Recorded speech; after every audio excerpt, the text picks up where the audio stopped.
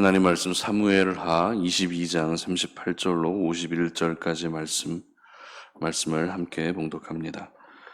내가 내 원수를 뒤쫓아 멸하여 싸우며 그들을 무찌르기 전에는 돌이키지 아니하였나이다.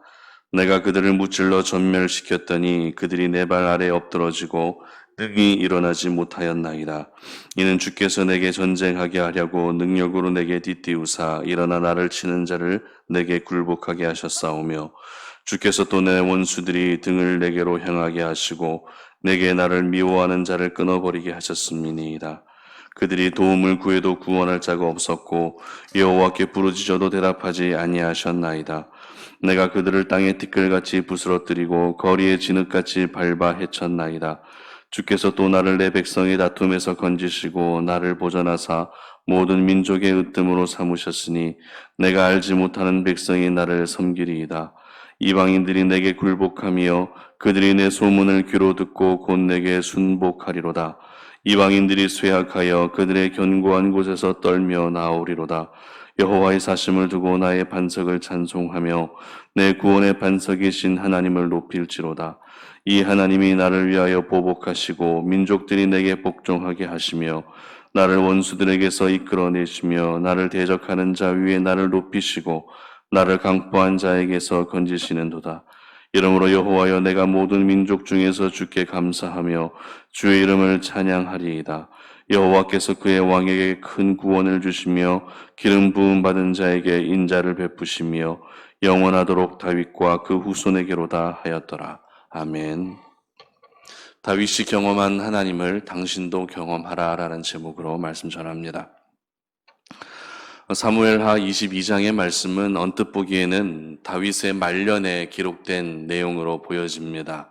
왜냐하면 지난 날들에 대한 여러 가지 어려움들과 위기 가운데서도 구원해 주셨고 또 많은 대적들, 과거에 있었던 그런 많은 대적들을 통해서도 다윗을 살려주셨던 이야기들, 그리고 하나님의 은혜를 노래하고 있기 때문에 그렇습니다. 하지만 여러 성경학자들은 오늘 이 사무엘하 22장의 말씀이 다윗의 통치 말년에 기록된 내용이 아니라 통치 초기에 기록된 내용이다라고 의견을 모으고 있습니다. 왜냐하면 다윗의 말년에 일어났던 대표적인 사건이었던 압살롬과 세바와 같은 그런 반역에 대해서는 일체 언급하고 있지 않고 있기 때문에 그렇습니다. 하지만 이것이 다윗의 통치 초기의 일이건 아니면 통치 말년의 일이건 간에 배경이 되는 시기가 중요한 것이 아니라 사무엘하 22장의 기록만으로도 다윗이 어떤 인생을 살아왔고 그가 중요하게 여겼던 신앙의 가치관은 무엇이었는지를 알 수 있는 충분한 자료가 되는 것에는 모두 동의가 될 수밖에 없습니다. 이 사무엘하 22장의 다윗의 고백을 하나하나 찾아보게 되면 한결같이 여호와 하나님을 높이고 있는 것을 보게 됩니다. 여러 위기와 전쟁 가운데서도 자신을 구원해 주시고 살려주신 것은 오직 하나님의 은혜였다라는 것을 강조하는 것이죠. 이처럼 한 사람의 인생을 돌아보았을 때 하나님에 대한 기록과 언급이 그만큼 많다라는 것은 다윗은 분명 삶 속에서 하나님을 항상 경험하며 살아왔다라는 것을 보여주는 부분인 것입니다. 사실 하나님을 경험한 사람이 하나님을 이야기할 수 있는 것입니다. 그리고 이 사무엘하 22장의 기록에서 다윗이 말하고 있는 이 하나님에 대한 기록은 굉장히 구체적이고 또 사실적으로 기록되어져 있습니다. 이건 역시 하나님을 경험한 것이 분명한 사실이었다라는 것을 보여주는 부분인 것입니다. 그렇다면 여러분은 어떻습니까? 여러분은 하나님을 변함없이 경험하며 살아가고 계십니까? 여러분이 만약 여러분의 인생 가운데 일하신 하나님을 기록으로 남긴다면 이와 같이 구체적이고 사실적으로 기록을 남길 수 있으시겠습니까? 저는 오늘 설교를 준비하면서 분명 제가 경험한 하나님도 있지만 다윗이 경험한 하나님을 나도 만나고 또 나도 역시 경험하고 싶다라는 그런 사모하는 마음이 생겼습니다. 그렇다고 제가 경험한 하나님이 상대적으로 덜 중요하다는 것은 결코 아닙니다. 그만큼 다윗이 하나님과 더 가까운 사이였다라는 것을 느낄 수밖에 없었는데요. 바라기는 우리 송탄오른의 모든 가족들도 다윗이 경험한 그 하나님을 또 경험할 수 있는 축복이 있기를 간절히 바랍니다. 그렇다면 다윗이 경험한 하나님은 어떤 하나님이십니까? 크게 두 가지로 살펴볼 수 있는데요. 첫 번째는 필요한 은혜를 베풀어 주시는 하나님을 경험했다라는 것입니다. 다윗은 그의 인생 가운데 항상 필요한 은혜들을 공급해 주시는 하나님을 경험하며 살아왔습니다. 40절입니다. 이는 주께서 내게 전쟁하게 하려고 능력으로 띠띠우사 일어나 나를 치는 자를 내게 굴복하게 하셨사오며. 사무엘하 22장의 기록을 요약하게 되면 여러 위험에서 하나님께서 구원해 주셨다라는 것이 이 본문 사무엘하 22장의 핵심 내용일 것입니다. 여러 위험이란 무슨 내용, 어떤 위험입니까? 사울에게서 쫓김을 받았던 그런 이야기들도 있을 것이고요. 또 여러 민족들과 피할 수 없는 전쟁을 치러야 했던 그런 일들도 포함됩니다. 그런데 여기서 저희들은 다윗의 원래 신분이 어떤 신분이었는가 하는 것을 잠시 생각해 볼 필요가 있는데요. 다윗의 원래 신분은 무슨 일을 하는 사람이었죠? 목동이었습니다. 목동이란 양을 치는 그런 사람이었다라는 것입니다.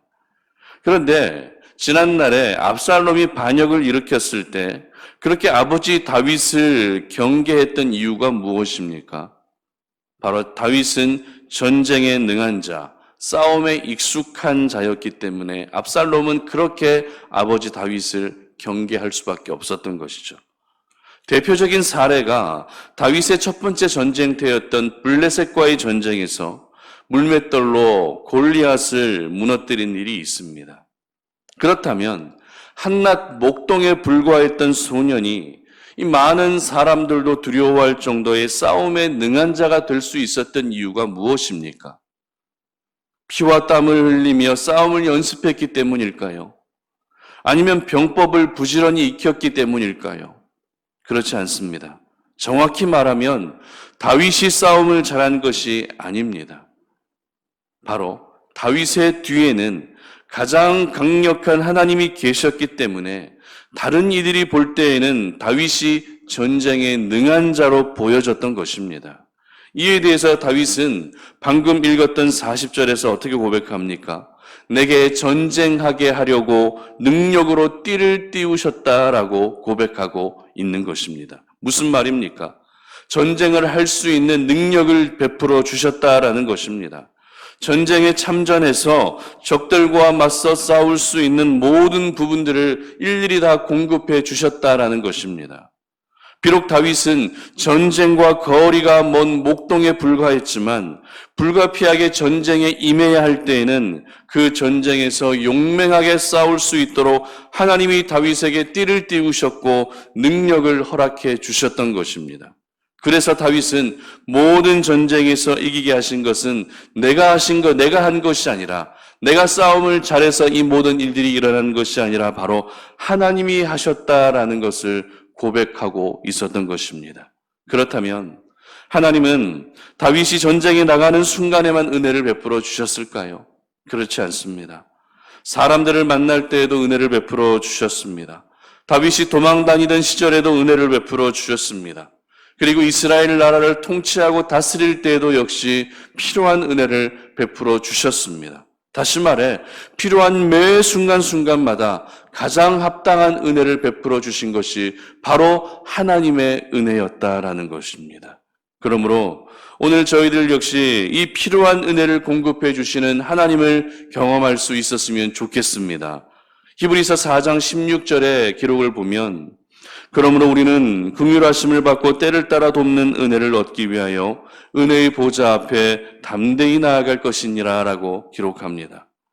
우리가 오늘도 필요한 은혜를 경험하기 위해서는 은혜의 보좌 앞으로 달려 나아가야 한다라는 것이죠. 이 은혜의 보좌 앞으로 달려 나아갈 때 하나님의 도우심의 손길을 우리는 경험할 수 있는 것입니다. 사업을 위해서도 여러분들이 하고 계신 그 일을 위해서도 필요한 은혜를 구하셔야 됩니다. 자녀들을 위해서도 필요한 은혜를 구하시기를 바랍니다. 그리고 나의 비전과 진로를 위해서도 필요한 은혜를 구하시기를 바랍니다. 이렇게 그 필요한 은혜를 구하는 자에게는 그것이 어떠한 영역이든지 가장 필요하고 합당한 것으로 채워주실 것입니다. 전쟁과 전혀 상관없는 다윗이었지만 전쟁에 있어서 모든 이들의 두려움의 대상이 되게 하셨던 것은 바로 우리 하나님이셨던 것을 기억하시기를 바랍니다. 그러므로 특별히 여러분들에게 가장 연약한 부분을 하나님께 내어드릴 수 있는 이 아침이 되시기를 바랍니다. 그 연약함마저도 우리 하나님께 내어드렸을 때 하나님께서는 여러분들에게 필요한 은혜를 공급해 주실 것입니다. 그래서 매 순간 나에게 필요한 은혜를 공급해 주시는 하나님의 은혜를 감사하시고 또 주님 앞에 모든 영광을 올려드릴 수 있는 저와 여러분들 되시기를 주님의 이름으로 축복합니다. 두 번째는 다윗이 경험한 하나님이 어떤 하나님이십니까? 세상 속에서 높이시는 하나님을 경험했다라는 것입니다. 44절 말씀인데요. 주께서 또 나를 내 백성의 다툼에서 건지시고 나를 보존하사 모든 민족의 으뜸으로 삼으셨으니 내가 알지 못하는 백성이 나를 섬기리이다. 아멘. 우리의 인생은 뜻하지 않은 고난을 연속해서 맞을 때가 있습니다. 그런데 그 고난이 외부에서 오는 고난도 있겠지만 내부에서 발생되는 고난도 있습니다.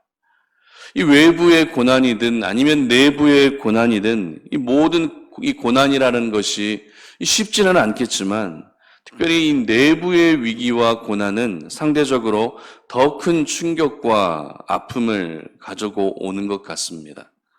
예를 들어서 코로나19로 인해 경제적인 부분에 어려움을 겪고 있다면 그것은 분명 외부에서 오는 위기입니다.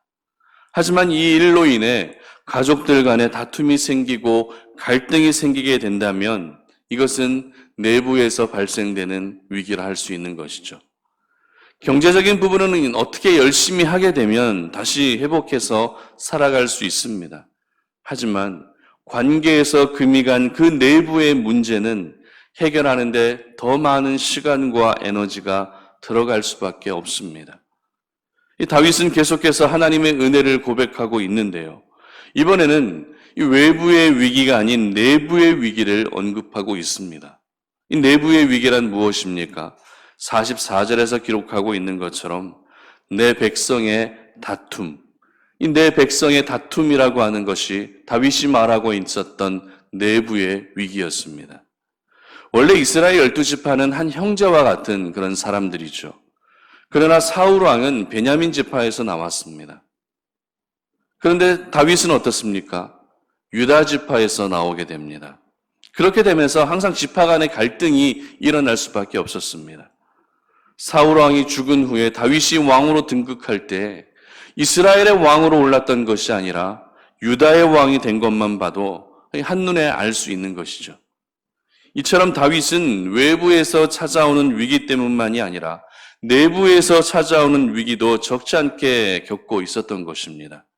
사실 이 내부에서 위기가 계속해서 발생하게 되면 한 나라의 왕으로서는 굉장히 부끄러워집니다. 그만큼 나라가 안정되어 있지 않다라는 것을 말하는 것이기 때문에 이 대외 관계에 있어서 굉장히 부끄러워질 수밖에 없는 것이죠. 그러나 오늘 다윗에게 찾아왔던 이 내부의 위기마저도 어떻게 되었습니까? 하나님께서 건져주셨고 하나님께서 살려주셨다는 것입니다.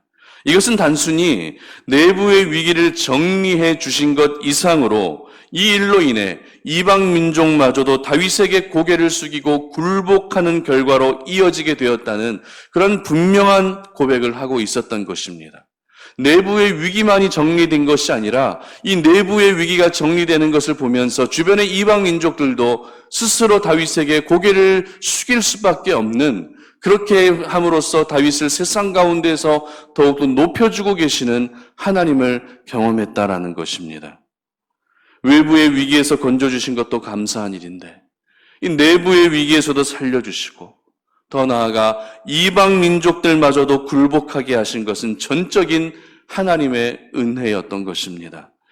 이처럼 다윗은 내부 위기 가운데서도 세상 속에서 자신을 높여주시는 하나님을 경험했던 것입니다.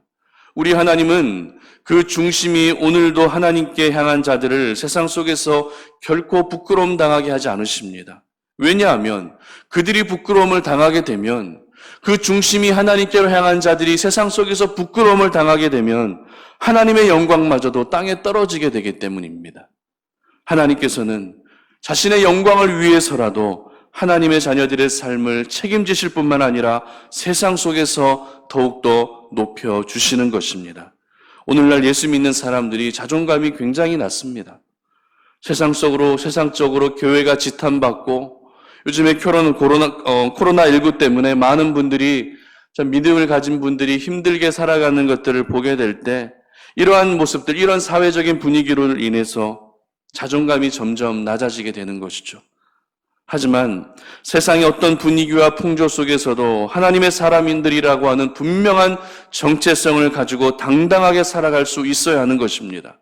오늘도 하나님께서는 하나님의 사람들을 세상 속에서 높여주고자 하시는데 우리 스스로 고개를 떨구고 있다면 하나님이 높여주시는 그 은혜를 경험하기가 어렵게 되는 것이겠죠.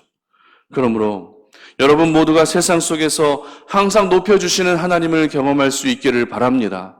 세상적인 스펙과 세상적인 신분은 한없이 낮다 할지라도 나의 중심이 하나님을 향하여 있기만 한다면 하나님께서는 모든 상황 가운데서 나를 높여주시고 내부의 위기뿐만 아니라 외부의 위기 그리고 내가 고민하고 있는 모든 부분들까지도 순차적으로 다 정리해 주셔서 세상 속에서 더욱더 높여주시는 하나님의 은혜를 경험할 수 있기를 바랍니다. 그래서 여러분 모두가 오늘도 세상 가운데 살아가실 때 고개를 떨구며 그렇게 자존감을 낮추고 힘들게 살아가는 것이 아니라 믿음 안에서 오히려 당당하게 살아갈 수 있는 하나님의 사람들이 되시기를 주님의 이름으로 축복합니다. 말씀을 맺겠습니다. 기독교 역사 속에는 수많은 신앙의 위인들이 있습니다. 그리고 그들의 삶을 들여다보게 되면 하나님을 경험하고 하나님과 동행했던 아름다운 이야기들이 분명히 있습니다. 그런데 이러한 아름다운 이야기는 신앙의 위인들만의 이야기가 되어서는 안 됩니다. 무슨 말입니까? 바로 오늘을 살아가고 있는 저희들 역시 그들이 경험한 하나님을 경험할 수 있어야 한다라는 것이죠. 특별히 저희들은 오늘 이 아침에 다윗이 경험한 하나님을 저희들도 함께 경험할 수 있었으면 좋겠습니다. 오늘을 살아가실 때 나의 필요를 공급해 주시는 하나님, 세상 속에서도 나를 높여주시는 그 하나님을 경험할 수 있기를 바랍니다. 그래서 여러분들의 입술에서 하나님을 향한 감사와 영광이 떠나지 않으시기를 주님의 이름으로 축복합니다. 기도하겠습니다. 하나님 감사합니다. 오늘 이 아침에 우리가 주의 말씀을 기억하며 다윗이 경험하였던 그 하나님을 우리도 경험하기를 간절히 사모합니다. 세상 가운데에서 필요한 모든 은혜들을 공급해 주셨고 세상 가운데에서 항상 높여주셨던 하나님, 저희들 오늘도 역시 살아갈 때 그 하나님을 경험함으로 말미암아 우리 입술에서 하나님의 영광이 끊이지 아니하게 하시고 하나님 아버지 앞에 감사의 고백이 끊이지 않는 하나님의 사람들로 살아갈 수 있도록 도와주시옵소서. 감사드리며 예수님의 이름으로 기도드립니다. 아멘.